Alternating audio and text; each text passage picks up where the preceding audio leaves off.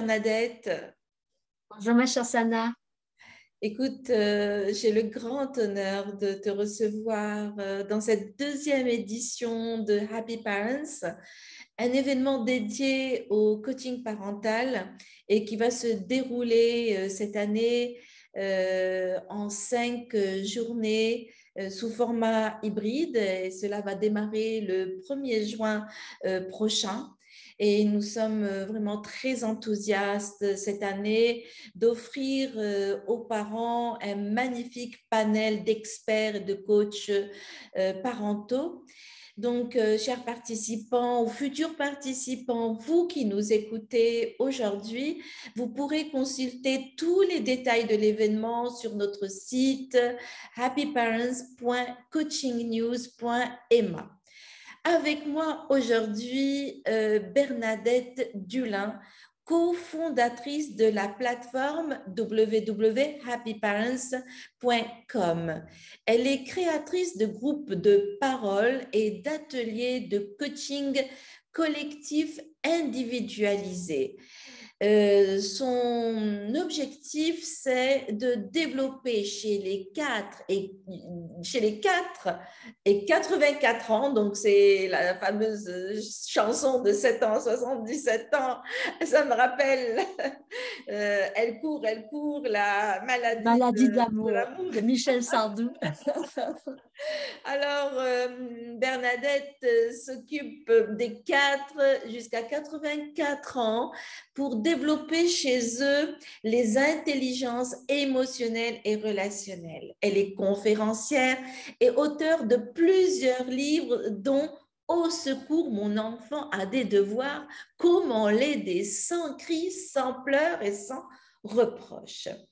Donc, c'est un court interview pour vous donner un avant-goût de cet événement tant attendu par les parents, les grands-parents, les professionnels de l'éducation, tout ce beau monde qui accompagne l'enfant et les jeunes à devenir ce citoyen autonome et responsable dont la société a vraiment besoin. Donc, ma première question, c'est que le credo de notre événement, c'est parents heureux pour un enfant heureux. Toi, chère amie Bernadette, tu es coach et pédagogue. Comment tu contribues à transformer la relation parent-enfant? Eh bien, écoute, je pars d'un postulat que l'on soit parent ou que l'on soit enfant, nous sommes tous et ensemble des apprenants de la vie. Et on va évoluer, grandir ensemble. Donc, si on regarde les choses avec ce nouveau regard, cette autre perspective, ce que les parents ont en plus des enfants, c'est simplement davantage d'expérience, à condition que, avec ce qui a été vécu, on en a grandi. Mais je pars du principe que nous éduquons nos enfants, mais nos enfants nous élèvent. Et j'adhère totalement à la pensée de Marie-France et Emmanuel Ballet de Coqueromont, qui écrivent qu'il faudrait percevoir son enfant tel qu'il est, un enseignant en amour. Il est un enseignant en amour pour le parent, le meilleur moyen de se détacher de son propre passé et des schémas d'une parentalité déficiente. Donc, il s'agit de cheminer en bonne intelligence. D'accord. C'est ce qui est enseigné par l'éducation consciente, où l'enfant va essayer, explorer, observer le vivant en le vivant. Pour moi, c'est une véritable éducation à l'autonomie qui va développer la responsabilité et faire de l'enfant un être conscient. Alors, dans tout ce que tu viens de dire, Bernadette, quelle est la place de l'autorité parentale dans l'éducation d'aujourd'hui et comment l'exercer de manière constructive? Moi, je pense qu'il faut avoir des lignes directrices et s'y tenir. Et pour illustrer mon propos, je vous raconte une expérience que j'ai vécue aux États-Unis. Quand je suis allée vivre aux États-Unis 2 ans, bien sûr, nous avons visité beaucoup de musées et j'ai remarqué qu'à chaque entrée de musée, chaque fois qu'on payait notre ticket, on nous rappelait les règles de conduite élémentaires. Ne pas manger, ne pas boire. Et on nous indiquait que si on était surpris en flagrant délit, bien on serait tout simplement conduit à la sortie. Et justement, un jour, je me trouve au Field Museum à Chicago. Et puis, il y a un jeune qui rentre à la bad boy, la casquette, la visière retournée. Et il vient avec un sandwich, un burger dans une poche, de gin et une bouteille de coca dans l'autre. Et on voit, il est venu pour provoquer, c'est visible. Alors, on lui rapporte la consigne. Et quelques minutes plus tard, on le voit repartir. Et qu'il, très calmement, sans un mot, aucune agitation, il y a 2 gardes autour de lui et il est reconduit à la sortie. La règle, c'est la règle. Elle s'applique tout simplement. Il n'y a pas eu besoin, il n'y a pas eu de crise d'autorité, il n'y a pas eu de rébellion, de soumission. Il n'y a rien eu. Voilà, c'est la règle. Tu as ton sandwich, tu as ta bouteille de Coca-Cola, bien, tu vas aller les consommer à l'extérieur. Et la règle s'applique, c'est fini, c'est simple. Et il n'y a pas d'équilibre à trouver entre bienveillance et fermeté. Et ce qui se passe, c'est souvent, oui, les parents vont poser ces règles. Voilà. Et puis, il y a souvent de l'impatience. Oui, c'est ça. Ils vont tracer une ligne de conduite, sauf que le parent, à la fin d'une journée, fatigué, stressé, n'a plus de moyens pour faire appliquer cette règle avec cette bienveillance et cette fermeté dont tu parles. Et il va des fois tomber dans le piège du compromis et donc peut-être laisser tomber ou s'écarter de la règle et de son application. Donc, comment aider les parents vraiment à rester dans une forme de respect et d'alignement par rapport à ce qu'ils ont décidé avec leurs enfants? Déjà, en ce qui concerne l'impatience, je pense que ce qui nous vient en premier à la bouche quand nos enfants font leur première bêtise, ce sont les mots que nous avons reçus enfants. Et quand nous prenons conscience et que nous rappelons les pensées, les émotions que ça nous crée, nous allons indubitablement chercher un autre fonctionnement. Maintenant, je voudrais parler du temps, parce que dans la patience, il y a une notion de temps. C'est étrange, mais on dirait que lorsque les parents éduquent les enfants, il faut tout le temps qu'ils fassent vite, que ça aille vite. Écoutez les parents parler. Fais vite, allez, viens, dépêche-toi. Quand ces mêmes parents, même stressés après le travail, etc., prennent le thé avec une amie, prendre le temps. Quand on passe un coup de fil, même si c'est entre 2 pommes de terre qu'on fait cuire, on prend le temps. Quand on va à ces activités, prends le temps. Quand on fait ses courses, on prend ce temps. Alors, je pose une question. Pourquoi ne prendra-t-on pas du temps quand on s'occupe des enfants?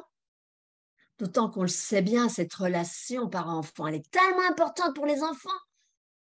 Mais ce qu'on ne dit pas, c'est combien elle est aussi importante pour les parents, pour la personne âgée qu'ils vont devenir, pour les grands-parents qu'ils seront, que nous serons, je suis dedans, en observant nos enfants faire avec les leurs comme nous avons fait avec eux.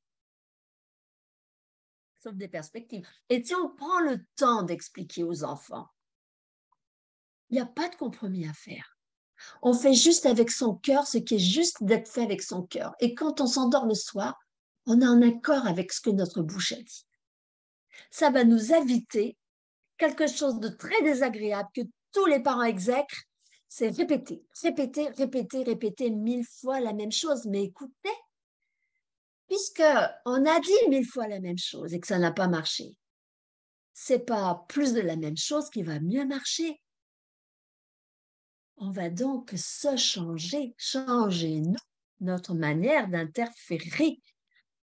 Plus de la même chose à produire la même chose. Et cette transformation, elle est salutaire pour soi, parce que si nous changeons notre enfant, ça veut dire que peut-être un jour, quelqu'un d'autre pourrait le changer. Ça n'est pas juste. Il n'y a qu'une personne qu'on a le pouvoir de changer quand les choses ne vont pas comme on le souhaite, c'est soi-même. Ça, c'est un postulat très important. Deuxième prise de conscience. Il y a beaucoup de parents qui vont tomber dans le piège du compromis, de la complaisance. Mais il ne faut pas lâcher pour plaire à ses enfants. On croit que parce qu'on va leur plaire, qu'on va leur faire plaisir, on leur donne une preuve de notre amour, mais ce n'est pas une preuve d'amour, ça. Ce n'est pas de l'amour, c'est de l'amour conditionnel. Et encore, il y a le mot amour dedans, mais moi, j'appellerais ça de la manipulation, de la démagogie. Mhm. Tout à fait. Donc, des fois, lorsque le parent est impuissant face à certaines oppositions de l'enfant ou parce qu'il n'a pas pu, il n'a pas réussi à faire respecter une règle, ben, il va faire appel à la punition, à la fameuse punition. Et pourtant, aujourd'hui, et la punition, aussi petite soit-elle, n'a pas de place du tout dans l'éducation bienveillante. Donc, par quoi on pourrait la remplacer et faire de l'erreur un levier d'apprentissage? C'est ça. Pour moi, le mot punir, il contient du jugement et de la violence. On va priver l'enfant, le frustrer, le faire souffrir un peu pour qu'il se souvienne. Oui, ça va lui faire mal au cœur. Et en plus, la punition est souvent disproportionnée par rapport à la bêtise faite. Et puis des fois, il n'y a aucun rapport entre l'une et l'autre. Qu'est-ce que l'enfant apprend? Moi, je pense qu'au mot punition, il faut substituer le mot réparation. On pourrait demander à l'enfant comment il pourrait réparer ce qu'il a fait. Et ça crée une énergie positive, de responsabilisation. Et puis, ça réinjecte dans la situation de la confiance et de l'amour réciproque. Supposons que l'enfant renverse un verre, ben, il ira chercher l'éponge, puis c'est fini. Mais pour des bêtises plus importantes, lui demander comment il compte se faire pardonner son erreur. Et vous savez, dans ce cas-là, les bonnes idées qu'ils peuvent avoir sont tellement touchantes que ça vaut vraiment le coup de l'expérimenter. Mhm. Et malgré tout ça, je vais revenir à la charge parce que les parents sont aussi désarmés lorsque l'enfant s'oppose sans arrêt à leurs décisions. Donc, comment les aider à sortir de cette situation qui peut s'avérer difficile et déroutante? C'est vrai. L'autorité brute, ça entraîne la soumission. Donc l'enfant se change. Ou la rébellion. Et quand la situation du bout du rouleau, c'est terrible pour le parent parce qu'il est en situation d'impuissance. Très douloureux. Donc, pour éviter, l'intérêt, c'est d'éviter d'en arriver là. Et pour moi, il y a deux idées. La première idée, il y a un auteur américain qui a écrit toute une série de livres sur les langages de l'amour, et il y en a un, le langage de l'amour pour les enfants. Et l'auteur, c'est Gary Chapman. Mhm. Il a aussi écrit des langages de l'amour pour le couple parce que lui-même, il a sauvé son couple avec les langages de l'amour. Donc, c'est vraiment quelque chose de très, très important à faire. Et ça change tout le fonctionnement de la famille. Donc, pour en revenir au langage de l'amour pour l'enfant, il en a décrypté 5. Je me sens aimé quand. Alors, on joue avec moi. Mais ça peut être, si vous voulez, non seulement on va découvrir les 5 langages de l'amour, mais ce qui va être intéressant, c'est ce qu'on va en faire avec. C'est-à-dire qu'on va demander à l'enfant eh bien, de dire quel est pour lui le langage de l'amour prioritaire. Est-ce que c'est quand on joue avec moi? Est-ce que c'est quand on me fait des compliments? Est-ce que c'est quand on est entièrement là avec moi pour moi? Est-ce que c'est quand on me fait des cadeaux? Est-ce que c'est quand on m'aide?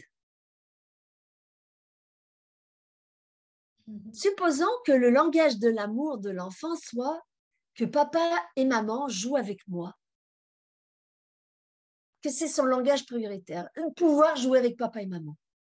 Peut-être parce que son meilleur ami, c'est le cas pour lui, que du coup, ça le fait rêver, que du coup, si papa et maman ne jouent pas avec moi, c'est qu'ils ne m'aiment pas. Et supposons que dans cette famille, ben, malheureusement, les parents ne savent pas jouer ou n'aiment pas jouer parce qu'ils n'ont jamais joué avec leurs propres parents. Voilà, et travaillaient pour l'école, etc. eh bien, l'enfant ne va pas se sentir aimé, même si ses parents le couvrent de compliments, lui font des câlins du matin au soir, mais ils n'auront pas joué. Donc, c'est vraiment important. Et moi, je conseille aux parents même de mettre, s'ils ont plusieurs enfants, de mettre le canal prioritaire par lequel infuser l'amour à chacun de ses enfants sur le frigo pour ne pas oublier. Et alors, j'ai aussi, et je pense que ce serait utile que les parents se forment. J'ai écrit une méthode pour apprendre à gérer les conflits en famille. Cette méthode, j'ai écrite pour ma propre famille. Et j'ai appliqué ma méthode avec mes filles et je me souviens qu'au bout de la troisième fois déjà, j'avais remarqué qu'on interférait différemment entre nous puisqu'on savait les choses qui mettaient l'autre en difficulté. On n'a pas d'intérêt à créer des conflits. Et du coup, quand on peut les éviter, eh bien, ça va se faire. Donc, naturellement, la famille va se transformer. Et je me souviens que la dernière fois que j'ai voulu, on était à table, j'ai dit, bon, ben, les filles, on va garder cette discussion pour ce week-end et on fera une gestion des conflits. Ah non, maman, cette fois, on l'a fait toute seule. Et donc, les enfants sont ravis de pouvoir seuls pouvoir gérer les conflits. Donc, voilà, ces deux aspects, travailler sur quel est le langage prioritaire de l'amour pour que mon enfant et chacun des enfants se sentent aimés. Et la deuxième option, c'est eh bien, apprendre à gérer les conflits ensemble parce que du coup, on va mieux voir ce qui déclenche l'autre et